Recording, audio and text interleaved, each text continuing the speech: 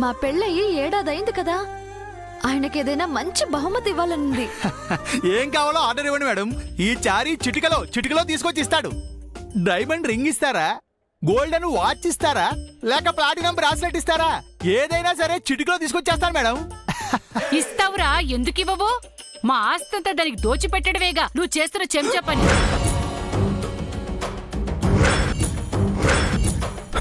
ఎవడబ్బ సొమ్ము ఎవరికి దానం చేస్తున్నావురా? Diamond ring, golden watch, platinum bracelet.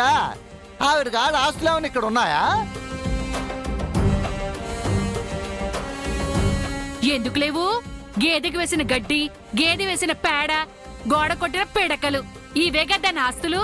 మరే పని మనిషి కూతురికి అంతకు మించి ఆస్తిపాస్తులు ఏముంటాయిలే. వాటితో కొనే మగ్గి ఫూటు.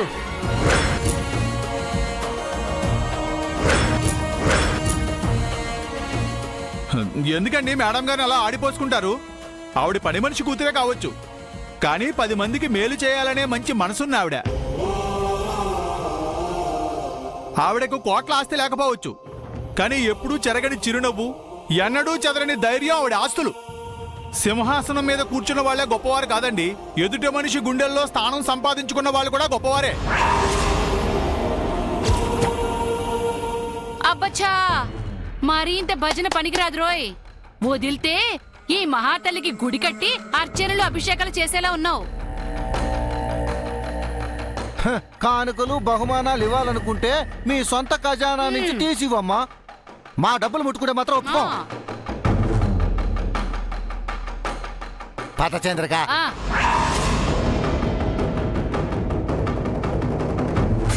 ఇల్లరికం ఉంటూ ఈ ఆస్తంతా వీళ్ళదైనట్టు మాట్లాడతారేమిటి మేడం? జైసారుకు మీరు భార్య అయినప్పుడు ఈ ఆస్తంతా మీది కాదండి? డబ్బులు ఖర్చు పెట్టే హక్కు మీకు లేదా? ఆ ఖర్చు కూడా మీ సొంతానికి కాదు కదా, జైసార్కి గిఫ్ట్ ఇవ్వడానికే కదండి. లేదు చారి గారు, వాళ్ళెగతాళి చేసిన నా పేదరికంతోనే ఆయనకి బహుమతిస్తాను. వెలకట్టలేని విలువైన కానుకిస్తాను. మీరు నాకు సహాయం చేసి పెడతారా? నేను చెప్పినవి తీసుకొస్తారా? ఏమిటి మేడం అలా అడుగుతారు? మీరు ఆర్డర్ వేయండి.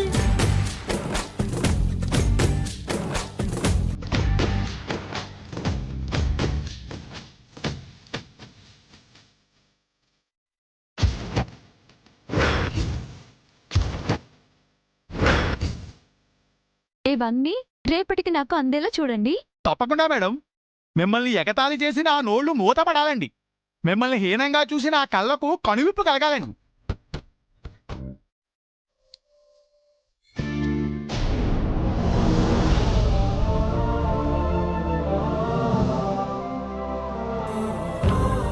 మామ్,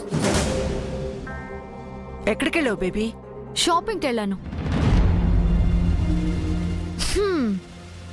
ఈ డ్రెస్ తీసుకెళ్లి మంగకివ్వు.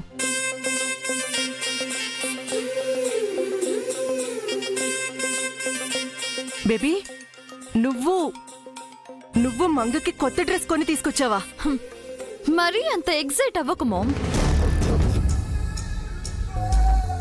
అదేదో నీ సొంత కూతురు అయినట్టు, నేనేదో దాని బ్లడ్ సిస్టర్ అయినట్టు ఫీల్ అయ్యి దానికి డ్రెస్ తీసుకురాలేదు మామ్.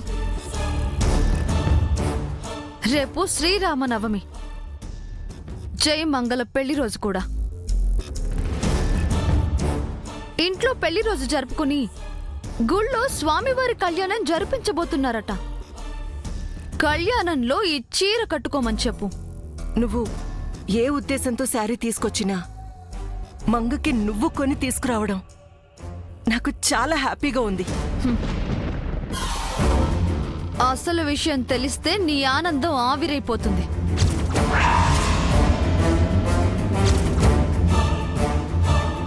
అసలు విషయం ఏంటి? రేపు గుళ్ళో మంగను చంపడానికి చంద్రిక వాళ్ళు ఏదో ప్లాన్ చేశారు.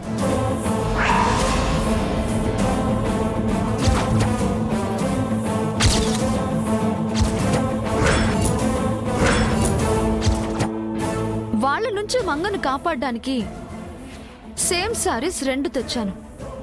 ఒకటి నాకు, ఒకటి మంగకు. రేపు నేను కూడా సారీ కట్టుకొని ఆ గుడికి వెళ్తాను. నేనెవరో మంగెవరో చంద్రిక వాళ్ళు గుర్తుపట్టకుండా కన్ఫ్యూజ్ చేసి మంగని సేవ్ చేస్తాను. నో బేబీ, ఇది రిస్క్. రిస్క్ అనుకుంటే నీ కూతురు కాని కూతురు మంగ బ్రతికేదెలా మామ్? మంగని నేను సేవ్ చేస్తాను. మా ఇద్దరిని కిడ్నాప్ చేయించిన నువ్వు మంగని సేవ్ చేస్తానంటే నమ్మబుద్ధి కావట్లేదు మామ్. మంగని నేను ఎలా వదులుకుంటాను బేబీ? ఐ నో, మంగని నువ్వు వదులుకోలేవు. జైతో ఫస్ట్ నైట్ అయ్యేంత వరకు మంగని నేను వదిలిపెట్టను. జైతో అది బుద్ధిగా కాపురం చేసుకుంటే వదిలేసుండేదాన్ని. నా చేతులకి మట్టంటకుండా దాన్ని మృత్యువుకి సరెండర్ చేసుండేదాన్ని. కానీ కాపురం చేయకుండా అది కాటికి పోకూడదు కదా, అందుకే దాని ప్రాణాలకు నేను కాపలా కాయాల్సి వస్తుంది. మంగని వాళ్ళు చంపబోతున్నారని నీకెలా తెలిసింది? నన్ను మంగ అనుకుని వాళ్ళ ప్లాన్ ఆఫ్ యాక్షన్ నాకే చెప్పారు. లేదు బేబీ, ఇందులో ఏదో మోసం ఉంది. వాళ్ళంత తెలివి తక్కువ వాళ్ళు కాదు. నీకు మంగకి తేడా తెలియనంత మూర్ఖులేమీ కాదు.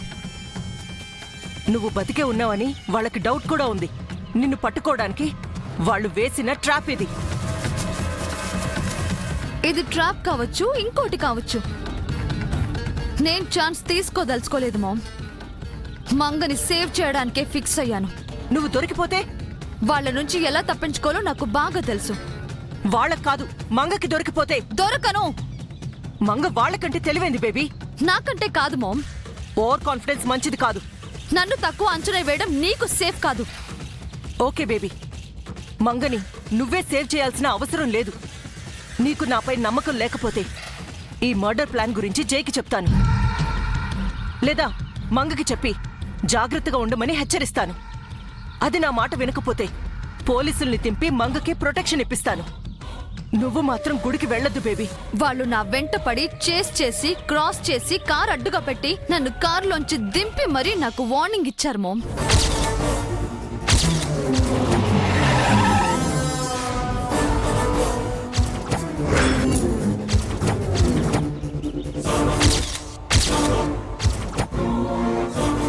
నువ్వన్నట్టు వాళ్ళు నన్ను నిత్య అనుకుని వార్నింగ్ ఇచ్చుంటే ఇది నాకు ఛాలెంజ్. నేను బ్యాక్ స్టెప్ వెయ్యను. నా మాట విను బేబీ, ఇది హైలీ రిస్క్. అయినా సరే మామ్, నా హై వోల్టేజ్ అంటూ వాళ్ళకి తెలియాలి. నేనే ప్రూవ్ చేయాలి. చేస్తా. బేబీ బేబీ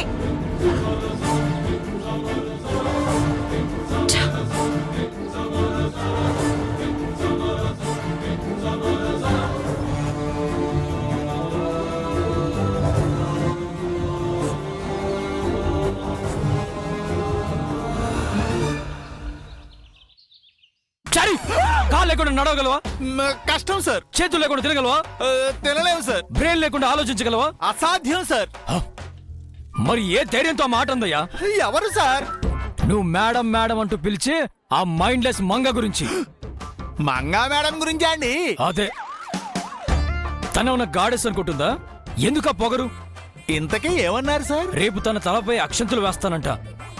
తన పక్కన కూర్చొని స్వామివారి కళ్యాణం చేస్తానంట. ఆహా. అసలు నా అంతటి నేను అన్ని పనులు ఎలా చేస్తాను? ఎలా చేస్తాను? ఈసారి దాని మాయాజాలం ఇంద్రజాలం నాపై ఏవి పని చేయవు. నేనే పని చేయను. ఇప్పుడు మీరు ఇలాగే అంటారు గాని రేపు మేడం గారు చెప్పినట్టు చేస్తారు సుమా. ఏంటి చారి గారు, నా గురించి ఏదో అంటున్నారు? సార్తో మీరేదో ఛాలెంజ్ చేశారట కదా మేడం, దాని గురించి మాట్లాడుతున్నారండి. అయ్యో, మీరు ఇంకా దాన్ని గుర్తు పెట్టుకుని నెత్తిన పెట్టుకుని మోస్తున్నారా? నేనెప్పుడో మర్చిపోయా.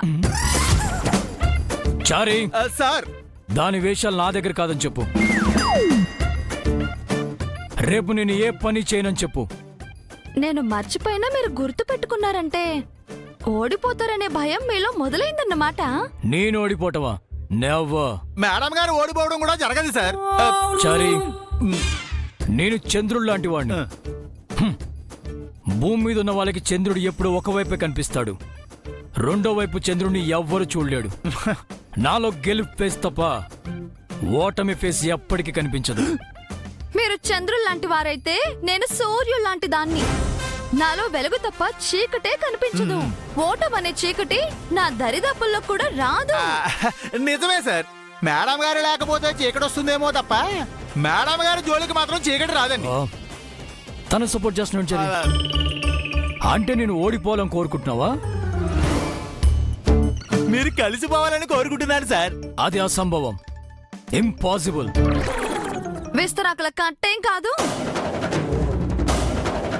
నేను తలుచుకుంటే చిటికెలో ఏంటి చిటికెలో పడేయగలను.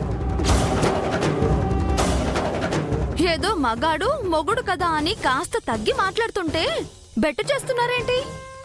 బెండు తీసి దిండుపై పడుకోబెట్టేయగలను. హే, ఏం చూసుకుని నీకు ఆ పొగరు? మిమ్మల్ని చూసానండి. అంటే నేను చేతకాని వాణ్ణా? అయ్యో రామా, మీరు సింహం లాంటి వారు. కాకపోతే నేను అమ్మవారు. సింహం అడవికి రాజు కావచ్చు, కానీ అమ్మవారికి వాహనమేగా. అంటే నేను నీ వెహికల్నా? మరి నా బరువు బాధ్యతలు మీరే కదా మొయ్యాలి శ్రీవారు. నా తలపై ఎక్కి ఆడుతున్న నిన్ను కిందకి ఎలా దింపాలో, నీ తలపొగరు ఎలా దించాలో నాకు బాగా తెలుసే. నేను గంగని కాదండి మీ తలపై ఉండటానికి.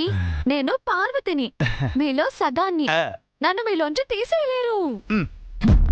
నేను లెక్కల్లో జీనియస్నే. నాకు లెక్కలు కూడబెట్టడం తెలుసు, నష్టాల్ని తీసివేయటం కూడా తెలుసు. నన్ను మోసం చేసి నా నమ్మకాన్ని నష్టపరిచిన నిన్ను ఈజీగా తీసి పడేస్తానే. నేను నష్టాన్ని కాదు లాభాన్ని అని మీరే తెలుసుకునేలా చేస్తాను. రేపు అన్ని పనులు మీతోనే చేయిస్తాను.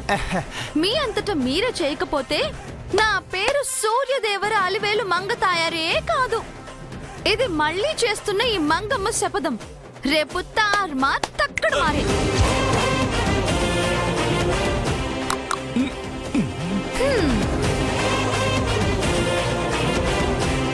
చూసావు చరి, ఎంత తలపొగరుగా మాట్లాడి వెళ్తుందో. ఆయన తనకంత తలపొగరేంటే? దాని వెనకెవరున్నారు? మీరే సార్. మీరే మేడం గారి పొగరు, మీరే మేడం గారి ధైర్యం, మీరే మేడం గారి నమ్మకం. నేను తనకి ఏమీ కాను. అన్నీ మీరేనని మేడం గారు అనుకుంటున్నారు సార్. అంతే బలంగా మిమ్మల్ని ప్రేమిస్తున్నారు సార్. ఆ ప్రేమే మేడం గారిని గెలిపిస్తుందండి.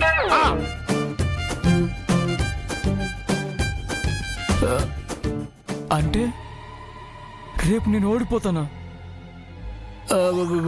అది చెప్పినట్టు చేస్తానా? నో, చెయ్యనుగాక చెయ్యను. నేను సూర్యదేవర జై సూర్యని. ఆ ఆ ఆ.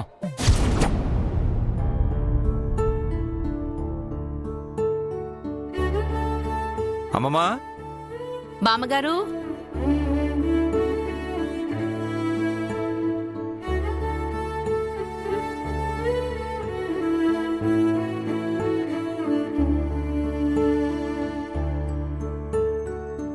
బామ్మగారు,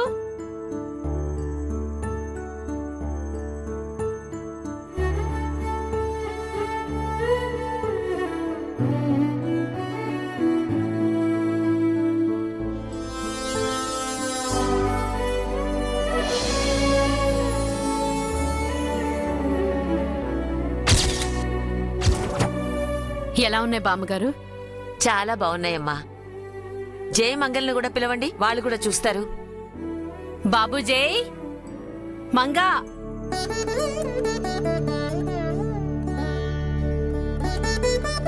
ఏంటి పిన్ని?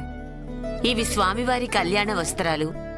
ఇవి మీ పెళ్లి రోజు దుస్తులు. కళ్యాణంలో అలంకరించడానికి పచ్చల హారం, మంగళసూత్రం. ఎలా ఉన్నాయి?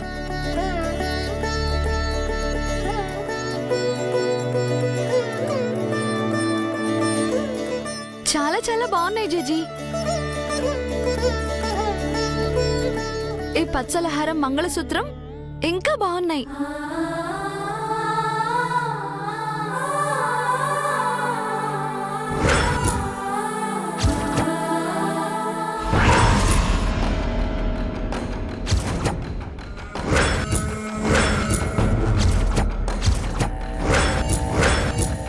ఇంట్లో ఉన్న మనుషులకు దిక్కులేదు కానీ గుళ్ళో ఉన్న దేవుడికి మాత్రం బట్టలు నగలు తీసుకొచ్చారు. వాళ్ళు ఏమైనా పేదవాళ్ళ?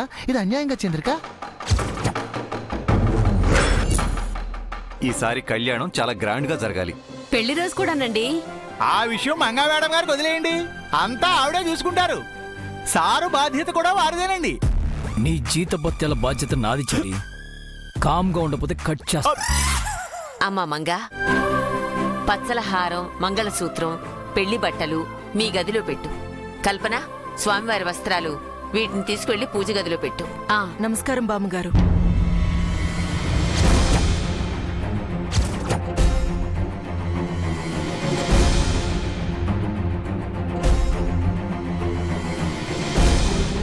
మేమే నీకు కబురు పంపాలి అనుకున్నాం, నువ్వే వచ్చావు.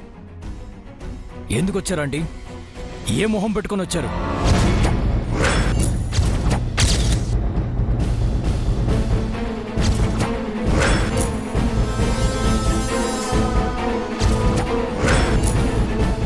ఏం మాటలు నాన్నవి? మీరు కిడ్నాప్ చేయించిన మంగ క్షేమంగా ఉందో లేదో చూడ్డానికి వచ్చారా? మంగ తిరిగి వచ్చినందుకు మేమందరూ ఎంత సంతోషంగా ఉన్నామో మా మాటలో వినడానికి వచ్చారా? లేక మరో ప్లాన్ ఆలోచించి మంగతో డిస్కస్ చేయడానికి వచ్చారా?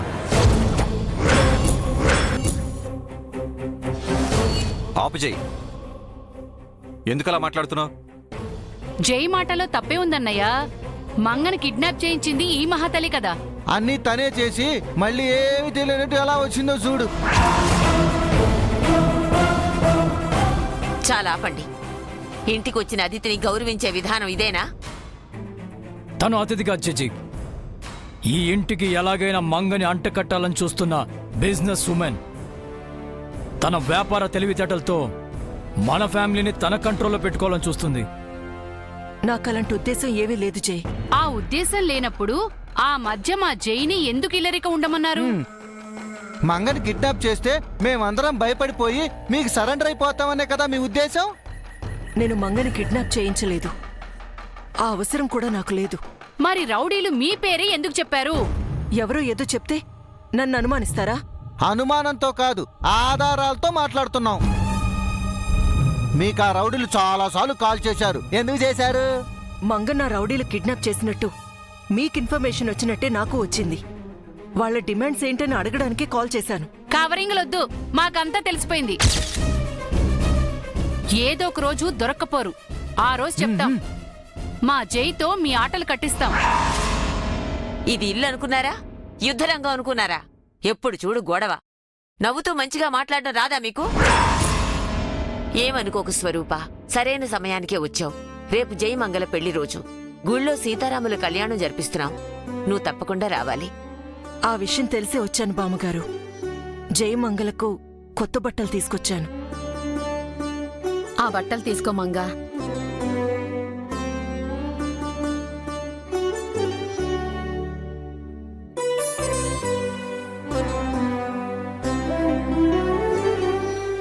మేం చెప్పకుండా మీరే తెలుసుకొని తెచ్చారంటే ఆ బట్టల వెనుక మమ్మల్ని బ్యాట్ చేసే విషయం ఏదో ఉందని అర్థమవుతుందండి. మళ్ళీ ఏం ప్లాన్ చేశారు?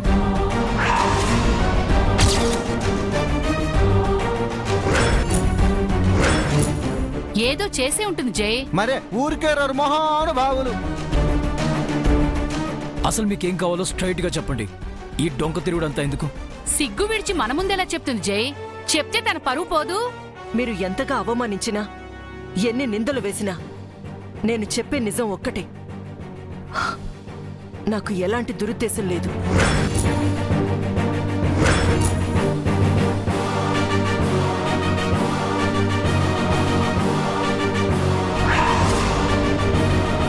పెళ్లి రోజని, పండగ రోజని పద్ధతిగా, ఆనవాయితీగా కొత్త బట్టలు తీసుకొచ్చాను. కట్టుకోవడం, కట్టుకోకపోవడం మీ ఇష్టం. ఆ బట్టల వెనుక మిమ్మల్ని బ్యాట్ చేసే ప్లాన్ కూడా ఏమీ లేదు. మీరు నమ్మినా నమ్మకపోయినా ఇదే నిజం.